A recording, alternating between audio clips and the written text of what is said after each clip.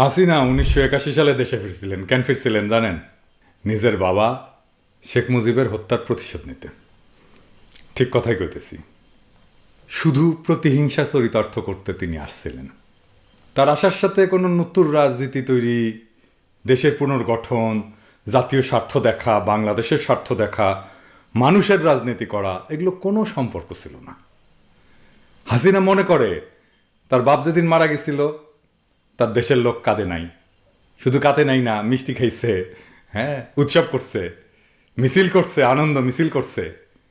এই কারণে সে মনে করে বাংলাদেশের লোক হচ্ছে বেঈমান, তাই এই সমস্ত লোকেরা শাস্তি পাওয়ার যোগ্য।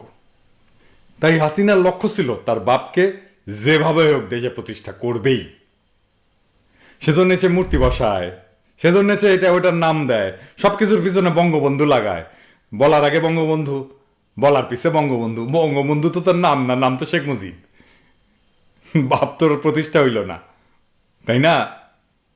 আর সবচেয়ে বড় কথা হইতেছে, প্রতিহিংসা তো রাজনীতি না। অন্যরে বিপদে ফেলা, অন্যরে কষ্ট দিয়া নিজের মানসিক শান্তি পাওয়ার একটা চেষ্টা, এটা তো একটা সাইকোপ্যাথ, মানসিক সমস্যা। এটা রাজনীতি না। কিন্তু এইসব কিছু যদি না কইরা তিনি একটা ইতিবাচক রাজনীতি করতেন, মানুষের রাজনীতি করতেন, তাইলে সম্ভবত তার বাপের কথা এমনি এমনি শ্রদ্ধা ভরে স্মরণ করতেন, স্বতঃস্ফূর্তভাবে, জোর করা লাগতো না আর কি, মূর্তি বসাইতে হইতো না আর কি। তাই হাসিনার আসলে কোনো আদর্শ নেই। হাসিনার আদর্শ প্রতিহিংসা। আর এই প্রতিহিংসার রাজনীতি যে শুরু করছিল, তার শেষ অধ্যায় আসন্ন। তার কেউই পছন্দ করে না, কেউই না, তার দলের লোকেরাও পছন্দ করে না, দেশের মানুষ তো করেই না। কেউ তারে ভোট দেয় না, সে ভোটে জিততেও পারে না, সে বিনা ভোটে জিতে ক্ষমতায় থাকে। আর এই অবৈধ শাসন টেকায় রাখার জন্য সে চারটা কাজ করে। সে বলছে, এক নাম্বার কাজ, সে জঙ্গিবাদ উচ্ছেদ করতেছে। এই কইয়া সে তার সমস্ত রাজনৈতিক বিরোধীদের উৎখাত, বিনাশ এবং নিশ্চিহ্ন করছে। এই কাজ করতে যাইয়া সে মাঝে মাঝে বিরোধীদের গুম করছে, মানে ভয় উৎপাদন করছে তার বিরোধীদের মনে। ডিজিএফআই রে দিয়া, ডিবি রে দিয়া, পুলিশ রে দিয়া, র্যাব রে দিয়া। আর ৩ নাম্বার হচ্ছে ক্রস ফায়ারে মারছে বাকিদের। তারপরেও যারা টিকে গেছে তাদের দেশ ছাড়া করছে। তো সে কেন এইভাবে ক্ষমতায় থাকছে? কারণ হইতেছে সে তার বাপরে প্রতিষ্ঠা করে দিতে চাচ্ছে। সে মনে করে তার বাপরে মারছে বাংলাদেশের মানুষ, তাই জন্মের মতো শিক্ষা দিবে সে বাংলাদেশের মানুষকে। প্রথম প্রথম যখন এই গুমটুম শুরু করছিল, তখন আন্তর্জাতিক দুনিয়া তেমন কিছু বলে নাই। তারে প্রশ্রয় দিছে ওয়ার অন টেররের আড়ালে, সন্ত্রাসের বিরুদ্ধে অনন্ত যুদ্ধের আড়ালে। ওইখানে তো আবার কথা ছিল সে ইসলাম কোবাবে ওয়ার অন টেরর বইলা, বুশ ব্লেয়ারের সময়। তারা বুঝা হোক না বুঝা হোক একটা দানব তৈরি করে দিয়ে গেছে। কিন্তু গুম এমনই একটা ঘৃণ্য মানবাধিকার বিরোধী কাজ যে একটা সময় হাসিনার গুমখুনের বিরুদ্ধে সারা দুনিয়া না, ইন্ডিয়া বাদে আর কি সোচ্চার হইয়া উঠলো আর কি, সারা দুনিয়া, ইন্ডিয়া বাদে। তো বাংলাদেশেও বহু কষ্টে, অনেক পরিশ্রম কইরা, অনেক বাধা পাড়ায় একটা সংগঠন জন্ম নিল, নাম হচ্ছে মায়ের ডাক। আমরাও এই মায়ের ডাকের সাথে সংহতি জানায় প্যারিসের রাস্তায় আন্তর্জাতিক মানবাধিকার দিবসে ছবি আঁকলাম, আরও আঁকবো। সারা দুনিয়ার মানুষ জানতেছে হাসিনা একটা ভয়ানক রক্তপিশাচ, মানবাধিকার লঙ্ঘনকারী। তার মারাত্মক অপরাধের কথা দুনিয়ার মানুষ জানতেছে। আর এর ফলে আর একটা সম্ভাবনা মাথাচাড়া দিতেছে, হাসিনার এই অপরাধ আন্তর্জাতিক আদালতে বিচারযোগ্য। এখন যা তথ্য প্রমাণ সংগ্রহ হয়েছে এর মধ্যে, তার ঠিক মতো যদি ব্যবহার করা যায়, তাতে হাসিনাকে বাকি জীবন জেলেই কাটাইতে হবে, ইউরোপে অবশ্য। আর হাসিনার বিরুদ্ধে গুমের এই অভিযোগকে আন্তর্জাতিক মাত্রা দিছে এই মায়ের ডাক সংগঠনটা। এই মায়ের ডাক সংগঠনের প্রতি সারা বাংলাদেশের দায় আছে, এটা আমাদের ভালোবাসার সংগঠন। তো আমাদের হাসিনার তো আবার বুদ্ধি বেশি কিন্তু আক্কেল কম, তাই সে মায়ের ডাকের নামটাই নকল করে সে আরেকটা সংগঠন জন্ম দিয়েছে, মায়ের কান্নাকাটি। ও না, কান্নাকাটি না, মায়ের কান্না। 1973-এ নকল কইরা ডিগ্রি পাস দিছিল তো হাসিনা, নকলের অভ্যাস ছাড়তে পারে নাই আর কি। তো মায়ের কান্নার কাম কি? কাম হইতেছে মায়ের ডাক যে কর্মসূচি দেবে সেখানে গিয়ে হাসিনার পক্ষে বাগড়া দেওয়া, হইচই করা, হট্টগোল করা, গ্যাঞ্জাম করা আর কি। তো মায়ের কান্নাকাটি, ওই মায়ের কান্না আর কি। তা আপনাদের যদি দাবি থাকে, তো আপনিও ভিকটিম হইলে আপনি আলাদা প্রোগ্রাম করেন, আলাদা জায়গায় করেন, এইটাই তো স্বাভাবিক, তাই না? কিন্তু মায়ের ডাক যে প্রোগ্রাম নেবে সেখানে গিয়ে ঝামেলা করো কেন? আর এই মায়ের কান্নাকাটি একদিন পরে উদয় হইয়া কি বলতেছে, ৪৫ বছর পরে বলতেছে ১৯৭৭ সালে মিলিটারি কুয়ের সময় তাদের বাচ্চা তাদের ফাঁসি দিছিল জিয়াউর রহমান। কি মাথা! আরে বেকুব, সেনা প্রধান ফাঁসি দেয় নাকি? আর দিছে তো মার্শাল ল কোর্ট। তার উপর আবার বলে জিয়া নাকি সেনা সদস্যদের সৈনিকদের গুম করছিল। হ্যাঁ, এটা আবার অনেকে আবার সাপোর্ট করে, বিশিষ্ট মানবাধিকার বিশিষ্ট সাংবাদিকেরা। তো আসল ঘটনা কি ছিল? আসল ঘটনা হইল ১৯৭৫ সালে ৭ই নভেম্বর কু হয়েছিল না জাসদ আর তাহিরের নামে, কর্নেল তাহিরের নামে কু হয়েছিল না। খালেদ মোশাররফ ক্ষমতা দখল করেছিল মুস্তাকের ক্ষমতা দখলের বিরুদ্ধে, এবং খালেদ মোশাররফ জিয়াকে বন্দি করছিল। তো ৭ই নভেম্বর তাহিরের এই ক্ষমতা দখল টেকে নাই।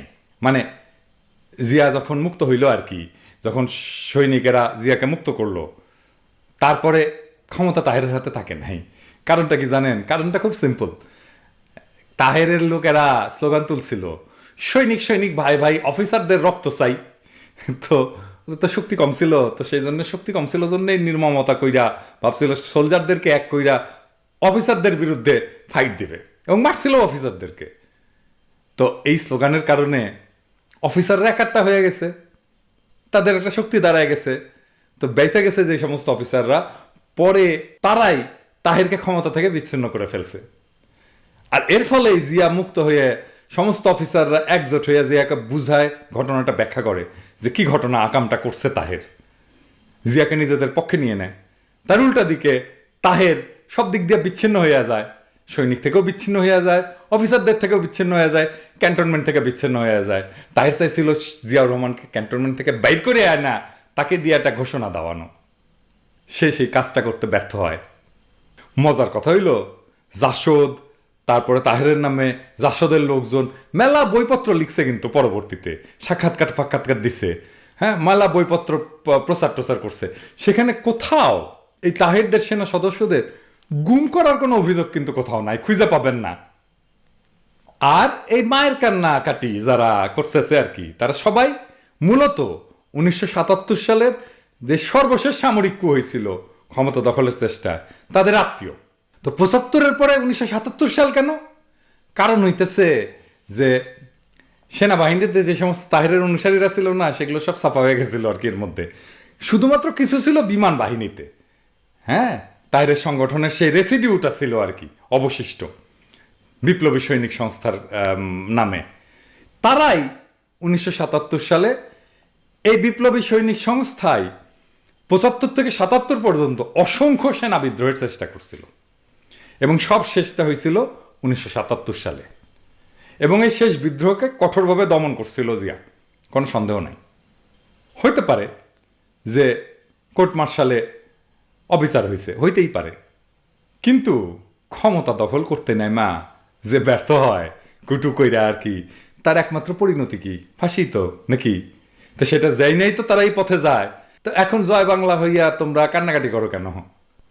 হাসিনার বিরুদ্ধে যে অভিযোগগুলো উঠছে গুমের, যে বিএনপি বিরোধী দলের কর্মী গুম করছে, অপহরণ করছে, তারপরে বিচার বহির্ভূত হত্যা করছে, সেইগুলোকে ঢাকা দেওয়ার জন্যে সে এই মায়ের কান্নাকাটি খাড়া করছে আর কি। এটার জন্য এই যে ইনু আছে না, ইনু হেল্প করছে, কারণ এগুলো তো সব তাদেরই জ্ঞাতি গোষ্ঠী আর কি। হ্যাঁ, যাদের ফাঁসি টাসি হয়েছিল, যারা তাহেরের পার্টি করতো, তাদের জ্ঞাতি গোষ্ঠী, যে জাসদের ইনু এগুলো অর্গানাইজ করছে আর কি। তো হাসিনা যেন নিজের বিরুদ্ধে যে অভিযোগগুলো উঠছে সেগুলো ঢেকা দিতে পারে, জনগণকে যেন বিভ্রান্ত করতে পারে। মানে হাসিনার বুদ্ধি তো এইভাবে শিখাইছে আর কি হাসিনা।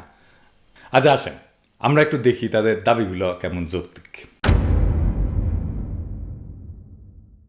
কোনো দেশের সেনা সদস্য যদি কু করে, তার শাস্তি কি? যে কোনো রাষ্ট্রের বিরুদ্ধে যে কোনো উর্দি বা উর্দি ছাড়া নাগরিক অস্ত্র হাতে তুলে নিলে তার শাস্তি পৃথিবীর সব দেশের সর্বোচ্চ দণ্ড বা ফাঁসি। এটা রাজনৈতিক মতাদর্শ নির্বিশেষে যে কোনো রাষ্ট্রের কনস্টিটিউশনে লেখা থাকবেই। আপনি আমেরিকার কনস্টিটিউশন দেখেন, সোভিয়েত ইউনিয়নের কনস্টিটিউশন দেখেন, আর উত্তর কোরিয়ার কনস্টিটিউশন দেখেন, লেখা থাকবেই। এইটাই লেখা থাকবে যে রাষ্ট্রের বিরুদ্ধে অস্ত্র নিলে সেই দেশের সর্বোচ্চ শাস্তি, সর্বোচ্চ দণ্ড বা ফাঁসি, এটা হইতেই হবে। এই কারণেই শেখ মুজিব সহ আমাদের সকল মুক্তিযোদ্ধারা পাকিস্তান সংবিধান অনুযায়ী ফাঁসির আসামি ছিল। এখন শেখ হাসিনার বিরুদ্ধে কুকুইরা যদি কেউ হাইরা যায়, হাসিনা কি কথা চাইরা দিবে নাকি? দিবে না তো। হাসিনা তো তাদের জয় বাংলা করে দেবে। তো এই যে মায়ের কান্নাকাটি সংগঠনের লোকেরা, যারা তাদের বাবা চাচা ফুপা যারা ৭৭ সালে শাস্তি পাইছিল, তো দাবি করতেছেন তারা কি করতে গেছিল? কু করতে গেছিল তো, নাকি নাকি যায় নাই? তার শাস্তি তো হয়েছিল মার্শাল্লাহ কোর্টে। তাহলে সে গুম হয় কিভাবে? তার তো পুরা রেকর্ড সেনা সদরে আছে। সেনাবাহিনীর মধ্যে কেউ ঢুকলে তার সব রেকর্ড সেনা সদরে থাকে। যুদ্ধ করতে গিয়ে শহীদ হইলেও থাকে, যুদ্ধ করতে গিয়ে নিখোঁজ হইলেও থাকে। তাদের বলা হয় মিসিং ইন অ্যাকশন। তো আর্মিরে জিগাও তোমার আত্মীয়ের কি হয়েছে? আর্মিরে বলো আমার আত্মীয়ের বেইনসাফি করে ফাঁসি দিছে। পিটার হাসের কাছে গিয়ে গ্যাঞ্জাম করো কেন? আর মায়ের ডাক বা অন্য সংগঠনের প্রোগ্রামে যায় গ্যাঞ্জাম বাঁধাও কেন? আর যদি বলো কোর্ট মার্শালে অন্যায়ভাবে ফাঁসি দেওয়া হয়েছে, তাহলে এটা সমাধান তো হাসিনার কাছে, আর কারো কাছে না, পিটার হাসের কাছে না। মার্শাল কোর্টে আপনার আত্মীয় স্বজনদের ফাঁসি দিছে, তো পিটার হাসের কাছে কি করেন? ক্যান্টনমেন্ট ঘেরাও করেন, জাহাঙ্গীর ঘাটে সমাবেশ করেন, সেনা প্রধান আর বিমান বাহিনীর প্রধানদের ধরেন, কিংবা হাসিনার নিয়ন্ত্রিত আদালতে যান। তো ওই যে বিচারপতি মানিক আছে না, কালামানিক বলে সবাই, তো হাসিনার সমর্থনে জাসদের পক্ষে একটা রায় দিছিল না, তো দিবে রায়। সেই সুযোগ ফাইলা হাসিনার ভাড়া খাটেন কেন? পিটার হাস করবে কি? হাসিনারে বলেন একটা আইন পাশ করতে, যেন মার্শাল কোর্টের রায় নিয়ে উচ্চ আদালতে আপিল করা যায়। এই যে দেখেন ইন্ডিয়াতে আইন হয়েছে, এটা নিয়ে যে সামরিক ট্রাইব্যুনালের বিচারের রায় নিয়ে সুপ্রিম কোর্টে আপিল করা যাবে। তো হাসিনারে আইন বানাইতে বলেন, সংসদে তো 2/3 সংখ্যাগরিষ্ঠতা আছে, তার সংবিধান সংশোধন করতে পারবে। তারপরে সুপ্রিম কোর্টে গিয়ে আপিল করেন আর্মির কোর্টের বিচারের বিরুদ্ধে। সুবিচার চাইতে হইলে এটাই তো তরিকা, তাই না? হাসিনা তো আপনার পক্ষেই আছে। তা হাসিনার আদালতে আপনার আস্থা নাই কেন? সহজ রাস্তা চিনাই দিলাম। আপনার বাপ চাচার খোঁজ যদি পাইতে চান, তথ্য অধিকার আইনে দরখাস্ত করেন। প্রতিরক্ষা মন্ত্রণালয় তো হাসিনারই আন্ডারে, তারে না ধইরা আন্দারে কুন্দারে এইভাবে এই জায়গায় গ্যাঞ্জাম করতেছেন, আর একবার আর এক জায়গায় গ্যাঞ্জাম করতেছেন। বিষয়টা কি? নিজেরে ভিকটিম বইলা দাবি করেন, তো ভিকটিমের মতো আচরণ করেন। আরেক ভিকটিমের বিরুদ্ধে জালেমের পয়সা খাইয়া লাইগেন না। বাপ তো ঘুটু করতে গিয়া জয় বাংলা হয়েছিল, ঘুটু করার অভ্যাস ছাড়তে পারেন নাই না? রক্তের মধ্যে ঘুটু ঢুকিয়া গেছে। আলাদা করে প্রোগ্রাম করেন যদি সত্যি সত্যি ন্যায় বিচার চান। আর মায়ের ডাকের প্রোগ্রামে এসে গ্যাঞ্জাম বাধায় যদি হাসিনার দাবার গুটি হইয়া ঘুটু করতে আসেন, কপালে কিন্তু খারাপই আছে, সাবধান করিয়া দিলাম। হাসিনার দাবার গুটিরাও কিন্তু হাসিনার পতনের পরে রক্ষা পাইবে না, পলানোর জায়গা কিন্তু খুঁজে পাইবেন না। কয়টা টাকার লাইগা নিজের ভবিষ্যৎ কেমন বিপদের মধ্যে ফেলবেন কিনা বাইবা দেখেন। ভালো হইয়া যান মায়ের কান্নাকাটি, ভালো হইতে কলে পয়সা লাগে না, বুঝাও। মায়ের কান্নাকাটি করছেন, করেন, অসুবিধা নেই। আমরা জানি আপনাদের অর্থনৈতিক অবস্থা ভালো না, জীবন চালানো দায়। নিজের ভিকটিমহুডের পক্ষে জনসহানুভূতি জোগাড়ের চেষ্টা করেন, অনেক লাভ হবে। কিন্তু ভাড়াটে বাহিনী হইয়েন না, হাসিনার গুমখুন ঢাইকা দেওয়ার হাতিয়ার হইয়েন না, বাড়া কাইটেন না। নিশ্চিত থাকেন সমাজ থেকে হারায় যাবেন, কেউ মুখ তুলে তাকাবে না। কারণ আপনারা হাসিনার ভাড়াইটা হইয়া আর এক ভিকটিম যারা গুমখুনের শিকার, তাদের আর্তনাদ আড়ালে ঢাইকা দিতে আসছেন। কেমন মানুষ আপনারা? মানে মানুষের তো একটা ন্যূনতম নীতিবোধ থাকে, তাই না? এইটুকুও তো নাই আপনাকে। মনে রাখেন, এই ফাজলামির জবাব কিন্তু পাইবেন যদি গ্যাঞ্জাম পরিবর্তিত করেন। যদি ইচ্ছা হয় পিটার হাসের অফিস চলাচলের রাস্তায় যান, যা খুশি করেন। মায়ের ডাকের সমন্বয়কারীর বাসায় কেন? এর মধ্যে কি হয়েছে? পিটার হাস কেনই কাগজ নিল না, সেটা নিয়ে বিবৃতি দিছে 34 জন বিশিষ্টজন। তো আসেন দেখি তারা কারা। তারা আবার কি কইছে জানেন? তারা কইছে পিটার হাসের এই আচরণকে বিশিষ্টজনেরা কূটনৈতিক শিষ্টাচার বহির্ভূত আচরণ হিসেবে দেখছেন, যা কিনা ভিয়েনা কনভেনশন 1961 পরিপন্থী। একই সঙ্গে তার এ ধরনের আচরণ কূটনৈতিক দায়িত্বের পর্যায়ে ফেলা যায় কিনা, নাকি এর মধ্যে দিয়ে তিনি বাংলাদেশের আভ্যন্তরীণ রাজনীতিতে সরাসরি জড়ায় পড়লেন এবং বাংলাদেশের একটি রাজনৈতিক দলের পক্ষভুক্ত হইলেন কিনা, এই নিয়ে দেশের জনগণের মনের মধ্যে প্রশ্ন দেখা দিয়েছে। জনগণ কি চিন্তা করে সেটা জানে তারা। আসেন দেখি মালগুলো কারা কারা, দেখা রাখা দরকার। 1 নম্বরে আছেন রামেন্দ্র মজুমদার। আচ্ছা, এই রামেন্দ্র মজুমদার কার বোনরে বিয়ে করছে জানেন? আরে দূর, মনির চৌধুরী, কবির চৌধুরী তো আছেই। পাকিস্তানি সেনাবাহিনীর কর্নেল কাইয়ুম চৌধুরীও আছে, তার বোন হচ্ছে ফেরদৌসী মজুমদার। হ্যাঁ, যে কিনা পাকিস্তান সেনাবাহিনীতে কাজ করে করে পাকিস্তানই থেকে যায়। সে তার নিজের বড় ভাই অধ্যাপক মনির চৌধুরী, যিনি শহীদ হয়েছিলেন আর কি, তার সম্পর্কে বলছিলেন যে মুনির চৌধুরী নাকি লেফটেন্যান্ট জেনারেল সাহেবজাদা ইয়াকুব খানকে, সে যখন পূর্ব পাকিস্তানের গভর্নর ছিলেন, তারে বাংলা ভাষা শিখাইছিলেন মুনির চৌধুরী। কি পাকিস্তানের পেয়ারার বান্দা, আহারে। তো মুনির চৌধুরীকে এই জন্যই জয় বাংলা করে দিছিল নাকি মুক্তিযোদ্ধারা? আর এক উপাচার্য ছিল না, আরেফিন সিদ্দিক, তারপরে রফিকুর নবী, ওই যে রনবী বইলা কার্টুন তো নিজেই একটা কার্টুন। তো আবার আছে হাশেম খান, তারপরে আছে মানবাধিকার কমিশনের চেয়ারম্যান ছিল না মিজানুর রহমান, তারপরে আর একটা আছে ঢাকা ইউনিভার্সিটির প্রভিসি নাসরিন আহমেদ, তারপরে ওই যে জগন্নাথ ইউনিভার্সিটির উপাচার্য ছিল না মিজানুর রহমান, যে যুবলীগের দায়িত্ব চাইছিল, ওটা আছে। তারপরে আছে আনোয়ার হোসেন, ওই যে তাহেরের ভাই আর কি, হ্যাঁ, ইন্ডিয়ান হাই কমিশনকে হাইজ্যাক করতে গেছিল কিন্তু এই তাহেরের ভাই, হ্যাঁ। তারপরে যে এত 5 জন জয় বাংলা হয়ে গেছিল। তো কূটনীতির ব্যাপারে সে ভালো জানে, কারণ সে অ্যাম্বাসাডারকে হাইজ্যাক করতে গেছিল। তারপরে কি মালগুলোরে ভিসি বানাইছে দেখেন। তারপরে আছে ঢাকা ইউনিভার্সিটির আর এক প্রভিসি শহীদ আক্তার হোসেন। তারপরে আছে নোয়াখালী বিজ্ঞান ও প্রযুক্তি বিশ্ববিদ্যালয়ের সাবেক উপাচার্য অধ্যাপক ওহিদুজ্জামান। ওহিদুজ্জামান, তোর নাম সান আসিল না? ওহিদুজ্জামান সান, হ্যাঁ। সান ডুবে গেছে নাকি? আসিল ডিম ভাজি আর হয়েছে অমলেট, ছিল তো একটা জহুরুল হকের মাস্তান, হ্যাঁ। আইসা এখন অধ্যাপক হয়ে গেছে, হ্যাঁ, বাবা ওহিদুজ্জামান সান। তারপর আর কে আছে? চট্টগ্রাম ইউনিভার্সিটির সাবেক উপাচার্য ইফতেখার উদ্দিন চৌধুরী। তারপরে আছে ইউজিসি চেয়ারম্যান অধ্যাপক আব্দুল মান্নান, ওই যে ইসলামী ব্যাংক নিয়ে যে ইয়ে করছিল আর কি, সারিন্দা বাজাইছিল ওইটা আর কি। তারপরে জাহাঙ্গীরনগর ইউনিভার্সিটির অধ্যাপক মামুন, জানি না, চিনি না। তারপর শরীফ এনামুল কবির, সাবেক উপাচার্য আব্দুল বায়েস। তারপর অজিত কুমার মজুমদার, তারপরে ফারজানা ইসলাম, ওই যে চান্দা চাইছিল আর কি জাহাঙ্গীরনগর ইউনিভার্সিটির, যার জন্য ওই যে ইয়ের সাথে গ্যাঞ্জাম লাগছিল, ওই যে ছাত্রলীগের গোলাম রব্বানির সাথে গ্যাঞ্জাম লাগছিল, চান্দা চাইছিল ফারজানা ইসলাম। তারপরে সনৎ কুমার সাহা, বিশিষ্ট বাকশালী আর কি। তারপরে আছে চৌধুরী জুলফিকার মতিন। তারপরে আছে অধ্যাপক মলয় ভৌমিক, এটা কিন্তু সিপিবি, বুঝছাও, আমার সাথে পলিটিক্স করতে হয় সিপিবি, সে এখানে সিপিবি আবার গুটু করতেছে আর কি এগুলা, হ্যাঁ। তো কি যে অবস্থা, কার গিট্টু কোথায় যায় লাগছে, হ্যাঁ। সবগুলো রসুনের গোয়া কিন্তু এক জায়গায়। তারপরে আবার রাজশাহী ইউনিভার্সিটির সাবেক উপাচার্য আব্দুল খালেক, আর আছে ওই যে অরুণা বিশ্বাস, সাবেক দেশবরেণ্য অভিনেত্রী, তো যাত্রা করতো আর কি। তারপরে যাই হোক, আর কিছু কইলাম না, ছোটবেলায় শুনতাম আর কি যে যাত্রা করে ফাত্রা লোকে আর কি, তো ওই একটা ফাত্রা আর কি। তো যাই হোক, আরো আছে খারান। তারপরে এই যে আছে ইকবাল সোবহান চৌধুরী, তারপরে আছে সাইফুল আলম, মানে যুগান্তরের বোধহয় সাইফুল ভাই। এর মধ্যে কেন যে ঢুকছেন আপনি, দূর মিয়া। তো তারপরে আবার আছে এমডি আবুল কালাম আজাদ, আবার আছে শ্যামল দত্ত আছে কিন্তু এর মধ্যে। তারপরে আছে ওমর ফারুক, তারপরে আছে সোহেল আহজাদ চৌধুরী, আবার কালের কণ্ঠের সম্পাদক ও রাধা কৃষ্ণের ইমদাদুল হক মিলন আর কি, বুঝাও। ডেইলি সানের আছে এনামুল হক চৌধুরী, আবার আতাউর রহমান আছে যে নাটক টাটক করে আর কি, হাসিনার কাছে যে ইনকে করে একটা হাসি দিছিল একবার, মনে আছে না?